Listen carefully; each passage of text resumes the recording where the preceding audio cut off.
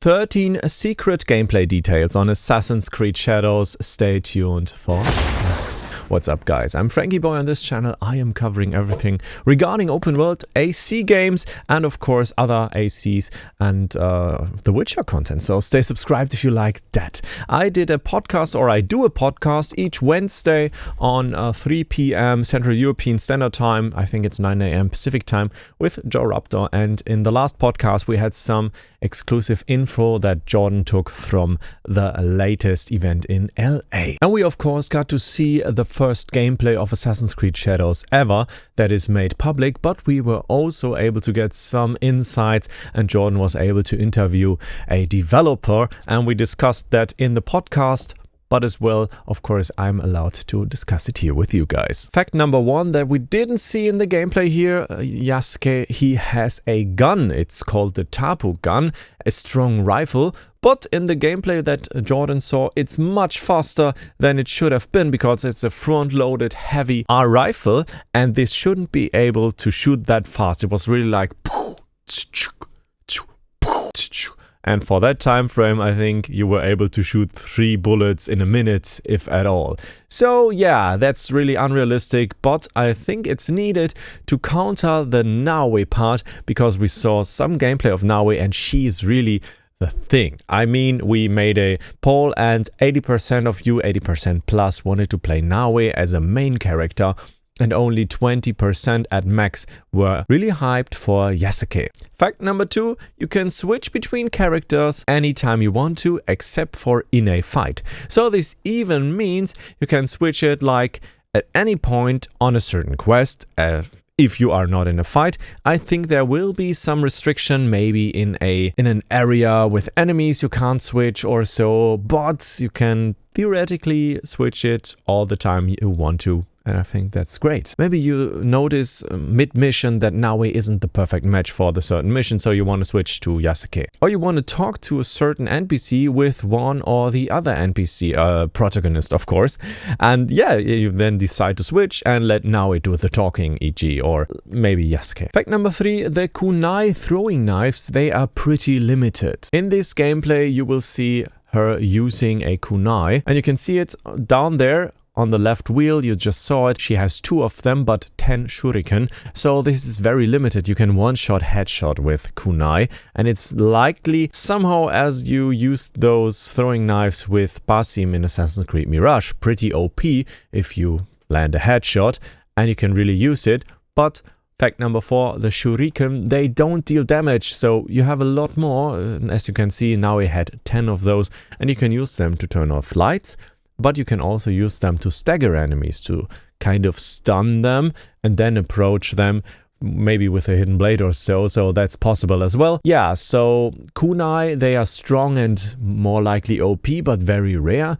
Shuriken, they are pretty much the always use effect. Fact number 5, you can't change the daytime at any time you want to. So yeah, you stick to that and you can only play with a character you think that performs better at the certain daytime under the certain conditions. That can also be, of course, seasonal, like with a frozen lake or an open lake in the summer, but with longer sun time hours, which is a disadvantage, of course. I think that's kind of nice. You can't meditate as you could in Assassin's Creed's before, like in Mirage, Valhalla, Odyssey. I think you could meditate in all of those, also Origins.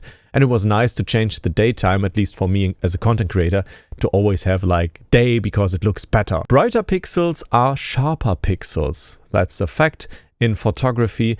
And yeah, of course you want to stay with a bright look if you want it to look pretty sharp. If you think those facts are interesting, I would totally be hyped if you followed the channel and have a coffee. As you already noticed, this is fact number 6. Now she can peek around corners and be invisible with it.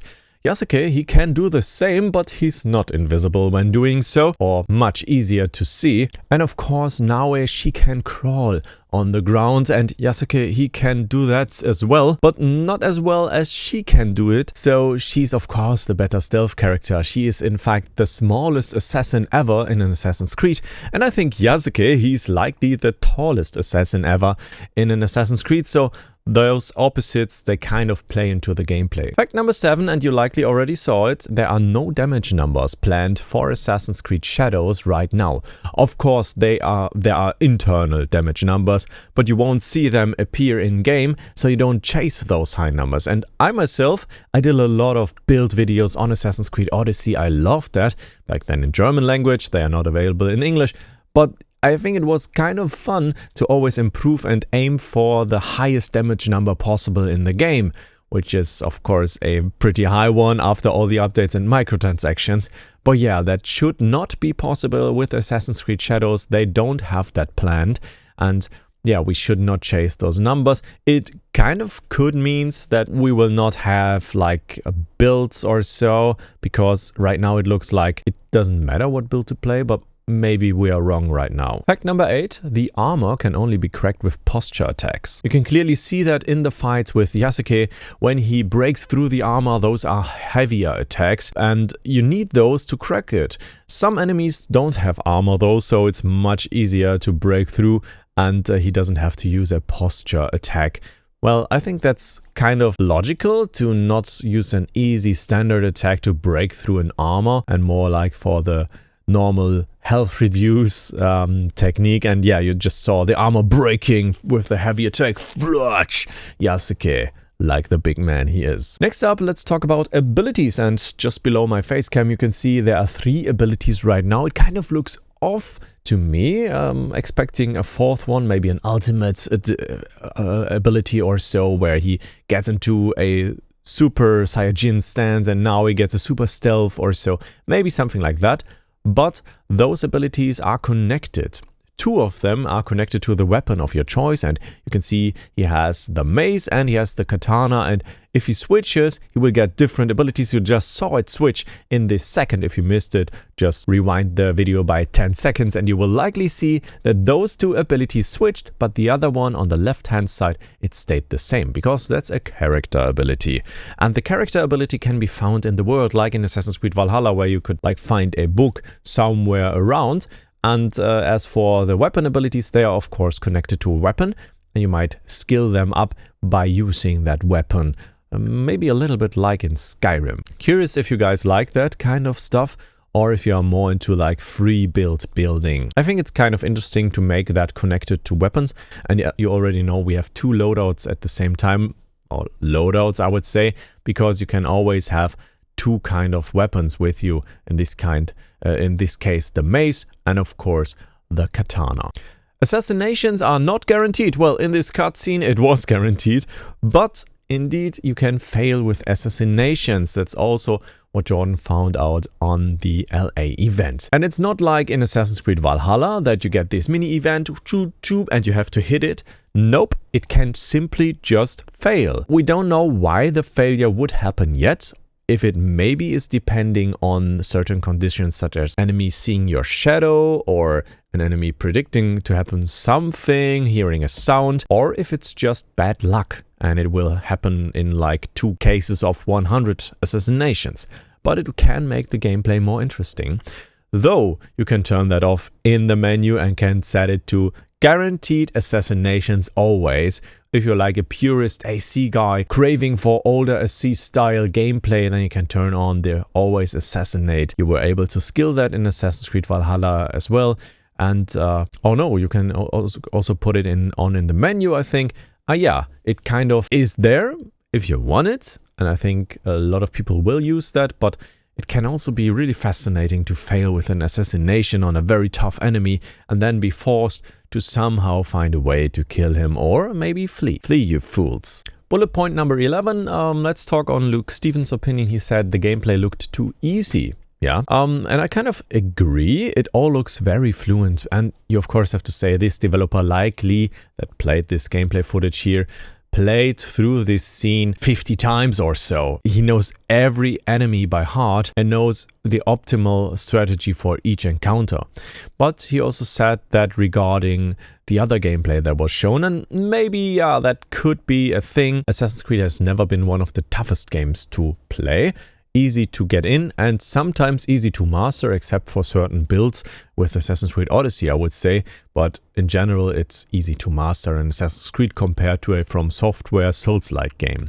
And that's totally okay for me. I don't expect it to be challenging hard.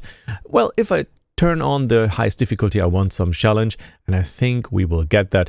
But you always have to take into account that those players right here, those developers that played the footage, they are pretty routine. One of the coolest new things is that you can assassinate targets through the paper walls, and that's only possible with a katana, A, and B, that's by Jordan, the info, you have to learn this skill, so you can't do it from the start, which is, I don't know, I don't find it logical. I mean, it's new that you can see those shadows through walls, which is great. But yeah, it's kind of interesting that you have to skill it. And yet another interesting fact, you can see there's clearly like an animus pulse right here, revealing the enemy. And back then, like some months ago, it was said that we are not able to see them through walls. It should not be possible. So that's quite interesting in my opinion, I would say. And fact number 13, New Game Plus. Jordan asked the developer on New Game Plus, is there a New Game Plus coming, something? And the answer was, we can't answer anything yet. We can't say anything to that yet. So it's not a no, it's not a yes. It's kind of in this Valhalla vibe where they said we are investigating on it, but it then never came because it didn't fit the game. So it's not guaranteed. But I would say from my perspective, it's totally worth. Why? Of course, because you can switch between characters at any point and you want to play each mission with each character, of course. So I would likely say, yeah, maybe we do our first playthrough as Naoe and then the second one as Yasuke. Well, maybe there are some encounters where we are forced to play a certain character, and I can totally imagine that Yasuke gets into prison and Naoe has to free him and stealth in and get the keys, and you can't play him in that particular part of the game. In general, we can choose, I would say, and yeah, I would say it has to be in it just to enjoy that, or there needs to be another mechanic in the game to make that possible, because we of course want to try it out of different perspective with different approaches, and maybe we get like a replay mission feature otherwise if we are not able to play it in New Game Plus. And yeah, those were the 13 facts. I'm curious of you guys. Are you interested in the game still? Are you hyped for the game as we are, or are you more on the side? Yeah, not too sure. Let me know in the comments, and feel free to also watch this video where I talk about Assassin's Creed Shadows, or that video which is the same content but different. Yeah, some AC Shadows content. Hope you enjoy it, guys. Maybe I will speak to you in the next video. Thank you so much for tuning in, and goodbye.